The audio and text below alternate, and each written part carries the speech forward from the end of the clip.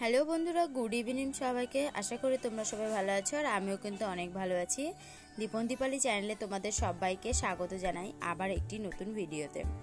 তো আমরা রেডি হয়ে রওনা দিয়ে দিয়েছিলাম, তো চলে এসেছি কিন্তু কামারপাড়া। এখান থেকেও একজন আমাদের সঙ্গে যাবে, তো এই যে সৌভিক, ও যাবে আমাদের সঙ্গে। আর ও দেখো পেপার দিয়ে মুখ ঢাকছিল লজ্জায়। তো যাই হোক, টোটো উঠে পড়েছি আর এখন আমরা কিন্তু মানে আর কি বালুরঘাট পৌঁছে গেছি। এটা হচ্ছে বাস স্ট্যান্ড। তো এখানে একটু বকা খেয়েছিলাম ভিডিও করা নিয়ে। আর দেখো বাস স্ট্যান্ড হচ্ছে রাত্রেবেলা শহরের ভিউটা কিন্তু খুবই সুন্দর ছিল।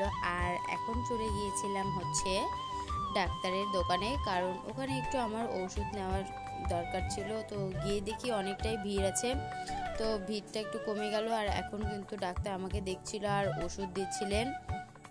তো তারপরে ওষুধ নেওয়া হয়ে গেছে আর সেগুলো একটু আমি ভালো করে পার্সে নিয়ে নিচ্ছিলাম। তো তারপরে আমি চলে এলাম, আমার এরা দুজন হচ্ছে টোটোর মধ্যে বসেছিল আর আমি ওই দিক থেকে চলে এলাম। এই যে আমার ওষুধ নেওয়া হয়ে গেছে। তারপরে কিন্তু সেখান থেকে সরাসরি চলে এসেছিলাম আমরা হচ্ছে গৌরিয়া মাঠের এখানে, আর গাড়িটা পার্কিং করে দিলাম কালীমায়ের মন্দিরের সামনে।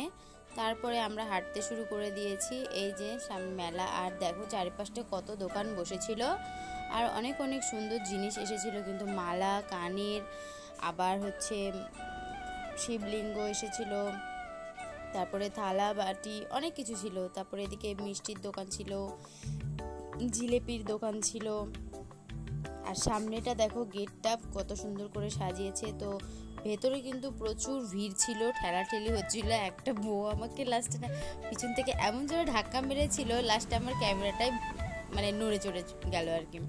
আর এখানে দেখো ওখানে ঠাকুর দেখতে পাচ্ছ কত সুন্দর করে সাজিয়ে রেখেছে। আর এদিকে হচ্ছে গীতা পাঠ করছিলেন। আর তারপর আমরা উপরে চলে এলাম, আর উপরে উঠেই প্রথমে দেখতে পেলাম এই যে তারকা রাক্ষসীকে, যে কিনা কৃষ্ণকে মারতে গিয়েছিল কিন্তু পারেনি, লাস্টে সে নিজেই মরে গেছে। আর এদিকে দেখো কত সুন্দর করে মানে ঠাকুর বানিয়ে বানিয়ে আর কি সাজিয়ে রেখেছে। তো এগুলোও দেখতে কিন্তু খুবই সুন্দর লাগছিল। শুধু এবছর বলে না, প্রতি বছরই এইভাবে কত সুন্দর করে আর কি সাজানো থাকে। তো প্রতি বছরই আসা হয় সেবার মতো আর কি। এবারেও গিয়েছিলাম বড়মশাইয়ের কাছে জেদ করে, কি করব, না গেলে তো আর হবে না, সবাই যাচ্ছে তো বাড়িতে বসে থাকলে হবে। আর এদিকে হচ্ছে এটা দেখতে পাচ্ছ, এটা তো বলার কিছু নেই, বুঝতেই পারবে। এটা হচ্ছে রাবণ যখন হচ্ছে সীতাকে হরণ করেছিল তখন। আর তারপরে কিন্তু এগুলো দেখার পর আমরা চলে এসেছিলাম এখানে, একটু দোলনা দিয়ে দিচ্ছিলাম।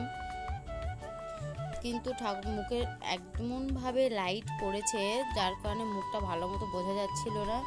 আর এদিকে দেখো আমার পিছনে দেখতে পাচ্ছ কতটা ভিড় ওপরেও, আর এতটা গরম ছিল তো কি বলবো বলে বুঝতে পারছি না। আর দেখো আমি ভিডিও করতে করতে ওদেরকে হারিয়ে ফেলেছিলাম, কোথায় গেল বুঝতে পারছিলাম না। তো তারপরে এখন এই যে খুঁজে পেয়েছি আর কি করব। তারপরে আমরা ওখান থেকে দেখে কিন্তু নিচে চলে এসেছিলাম। আর এসে কিন্তু দেখলাম চারদিকে অনেক কিছু দোকান রয়েছে, আর কিছু কিছু কেনাকাটাও করে নিয়েছিলাম। তো বেশি কিছু কেনাকাটা করিনি, অল্প অল্প কিছু কেনাকাটা করেছিলাম। আর এখানে দেখো কতগুলো লোক দেখতে পাচ্ছ, এখানে কিন্তু মিছিল জমেছিল আই ওয়ান জাস্টিস, মানে ওই যে শুনেইছো এর আগে একটা ডক্টরকে কিভাবে হত্যা করা হয়েছিল। তো দেখো তারপরে কিন্তু আমরা বাড়ির দিকে রওনা দিয়ে দিয়েছি। আর এখন বাড়ি পৌঁছে গেছি। তো কী কী জিনিস নিলাম সেটাই তোমাদেরকে একটু দেখাবো। এখানে নিয়েছিলাম একটা হেয়ার ব্যান্ডটা হচ্ছে ছিল ব্ল্যাক কালারের, তো খুব পছন্দের একটা হেয়ার ব্যান্ড ছিল। আর এদিকে কিন্তু কৌটো নিয়ে নিয়েছিলাম, কারণ এগুলো দাম সামান্য ছিল, খুব কম দামে ছিল। বুঝতে পারছো, এত কম দামে জিনিস এত ভালো হতে পারে তো ধারণার বাইরে। তো এরকম 10 টাকা করে কিন্তু। তো দুটো আমি কৌটো নিয়ে নিয়েছিলাম।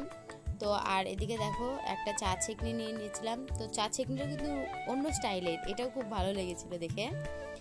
আর নিয়েছিলাম হচ্ছে দুটো ঠাকুরের থালা, আমাদের আগের থালাগুলো নষ্ট হয়ে গেছে। আর একটা নিয়েছিলাম গ্লাস, তারপরে নিয়েছিলাম একটা হচ্ছে নেল কাটার, একটা নিয়েছিলাম হচ্ছে মাছের আঁশ ছাড়ানোর এই যেটা, আর একটা হচ্ছে যে আগেই বলে দিলাম নেল কাটার